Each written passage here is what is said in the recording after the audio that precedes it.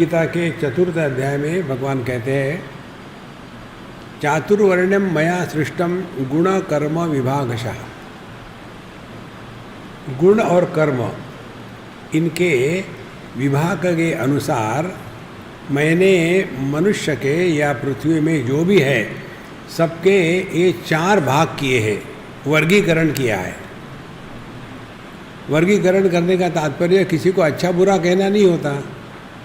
जैसे प्राणी ले लो तो प्राणियों में जिनको पीठ की हड्डी है, जिनको नहीं है, 2 भाग किए। अब जो वर्टेब्रेट्स है उनके फिर आगे जाकर के क्लासिफिकेशन किया है कि कोई है मैमल्स, जरायुज, अंडज, स्वेदज। तो ये जो क्लासिफिकेशन है ये किसी को अच्छा बुरा कहने के लिए नहीं होता। ये बहुत बड़ा डाटा को स्टडी करना है तो उसको क्लासिफाई करते हैं, देखो, तब पूरा ज्ञान हो सकता है। इसीलिए भगवान कहते हैं, चातुर्वर्ण्यम मया सृष्टम गुण कर्म विभागशः। गुण और कर्मों के विभाग के अनुसार मैंने मनुष्य को 4 भागों में वर्गीकृत किया है। तो 3 गुणों के 4 भाग बने, गुण फिर कर्म विभागशः। तो गुण क्या है? जो सत्व गुण प्रधान होगा उसको ब्राह्मण कहेंगे, और जो रजोगुण प्रधान होकर के सत्व का आधार लेगा उसको क्षत्रिय कहेंगे। जो रजोगुण में प्रधानता रखते हुए तमोगुण का आधार लेगा और सत्व को कम करेगा उसको वैश्य कहेंगे। और जो आलसी है, तमोगुण प्रधान, जिनमें सत्व का नामो निशान नहीं है और रजोगुण भी आया तो आया, नहीं तो नहीं, ऐसे उनको शूद्र कहते हैं। शूद्र की परिभाषा भगवान शंकराचार्य ने ब्रह्मसूत्र के भाष्य में दी है।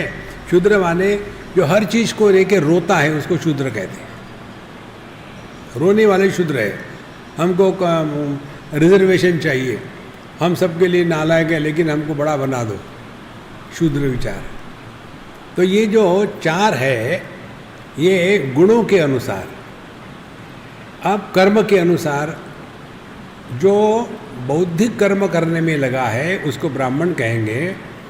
जो शारीरिक कर्म करने में लगा है सबके लिए, जिसमें स्वार्थ का लेश कम है, उनको क्षत्रिय कहेंगे। और जो स्वार्थ से प्रेरित होकर के बहुत कर्म करते हैं उनको वैश्य कहेंगे।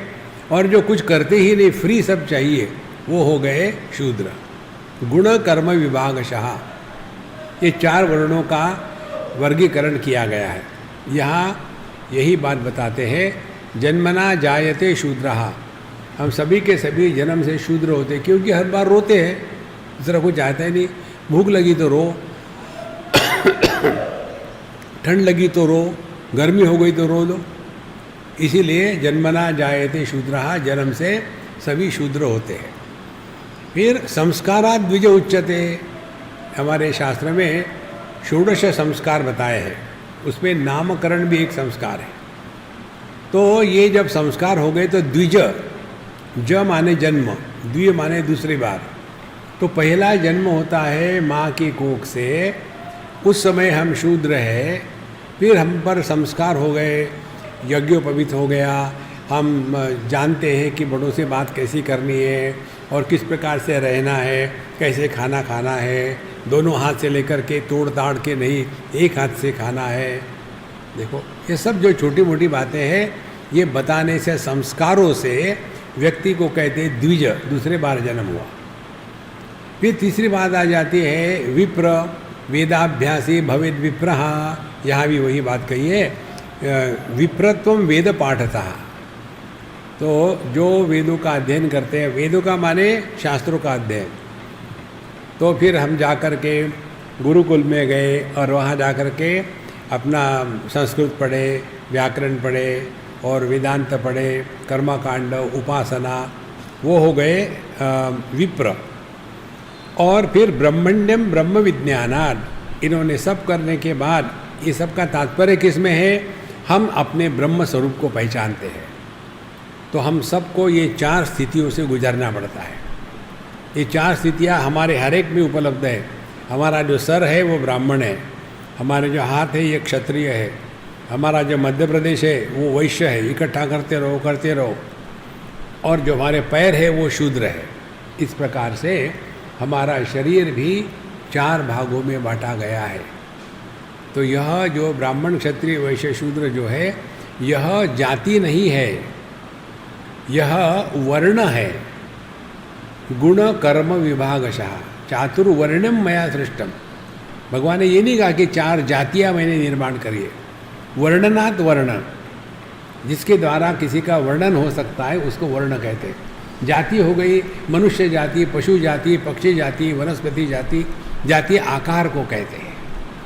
ये ब्राह्मण क्षत्रिय वैश्य शूद्र यह वर्ण है। तो इस प्रकार से ये 4 चीज़ों को हमको जान लेना है और सबकी आवश्यकता है।